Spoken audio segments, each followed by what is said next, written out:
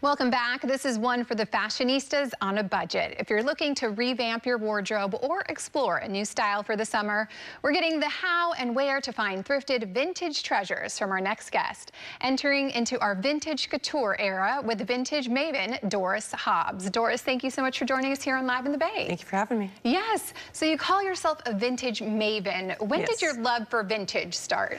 Oh gosh, when you're not in your 20s anymore, so you turn 30 and you're just like, oh my gosh, I can't do my, the 20 outfits because they're really trendy.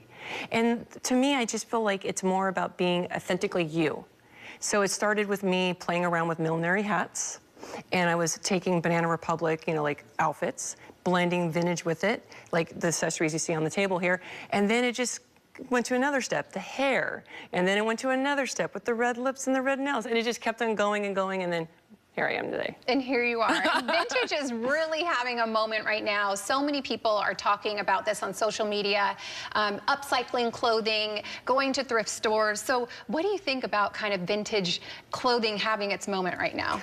Oh, I'm so excited for it, and I just really want more women to take, mix the modern and the vintage and put them together, because it's possible. That's how I started.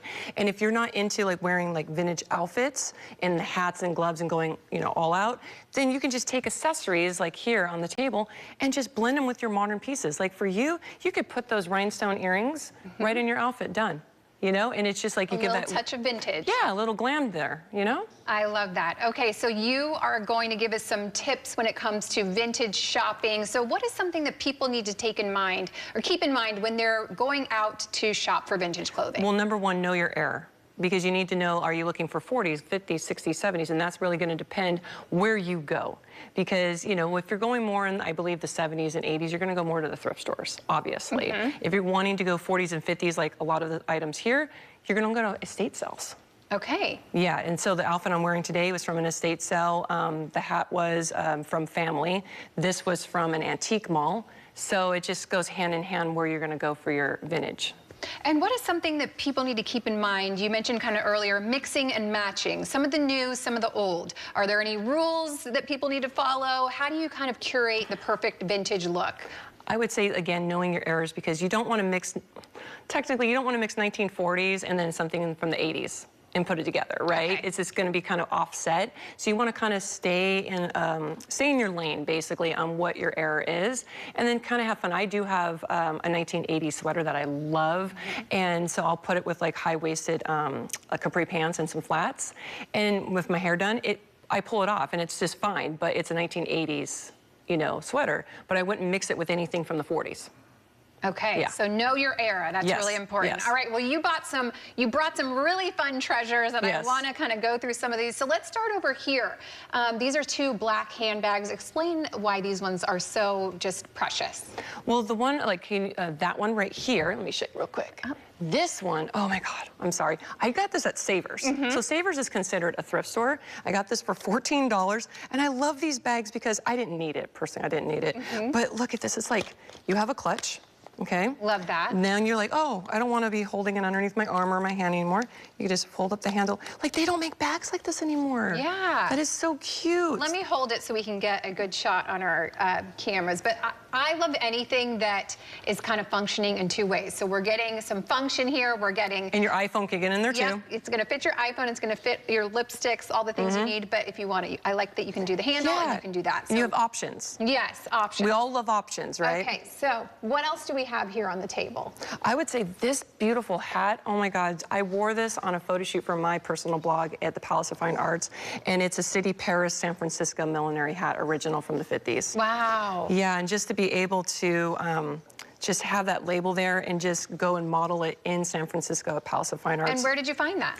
It was actually my grandmother's. Wow. Yeah, so it's just I can't part with it. I just love it so much. Yeah, I can see the quality is so good. And that's one of the things with vintage finds. The quality is really different than what clothing is today, right? Yeah, because a lot of the dresses back then were fully lined. So then basically people don't understand that lining really helps with it rubbing against your body and stuff, and it keeps it not wearing down as quickly, right? The outfits today are just mass produced, and the different fabrics that they're using and the chemicals that they're using in those fabric go onto your skin. And then we all know what happens after that. So it's just like with authentic vintage pieces, I feel safe in them. They're just glamorous and they're one of a kind. And you won't see another person walking on the streets of San Francisco with this today. Yeah, and I love that it's live in the Bay colors, yes. really tied into our theme over here. Okay, there's something sparkly on the table that's catching my eye. What is this? Antique malls are awesome because one, make sure you bring a bottle of water so you don't get dehydrated because they're so big and you can be there for hours just looking at all different vendors, booths. But I found this one for $35. Wow. $35. And I just love this little jacket. I mean, it's all hand beaded and it's just gorgeous. And sometimes I'll just wear it around the house. Like, why not, right? It's just so gorgeous and everything, and it's made in Hong Kong. So you just can't find beautiful, one-of-a-kind pieces like this anymore, and I just want to bring this back so people can just feel authentic and just have that sense of glamour. Yeah, okay, so for anyone that's maybe thinking, you know what, I am kind of interested in this, I'm seeing it all over social media, Doris is talking about it right now, I want to start doing some vintage shopping. What is something that they need to keep in mind if they're just starting out? Just go slow on it. You don't want, like, if I were to start, like when I first started, if I would have done the hair and everything just at the first time, it would have been a shock to me because I had straight hair for the longest time, like up to my 30s, right? So it's just like you got to start slow and do what makes you feel comfortable. So if you have like someone in your family that have vintage accessories, like earrings or something, or bracelets or purses, start there. And then let it just flow, and you're going to find more and more pieces, and you're going to add more and add more. And if you have the courage, do the hair, but this is a whole different thing right here. Yeah. Well, Doris, thank you so much for joining us and sharing more about your love of vintage. I really appreciate you joining us and sharing all your tips today. Thank you.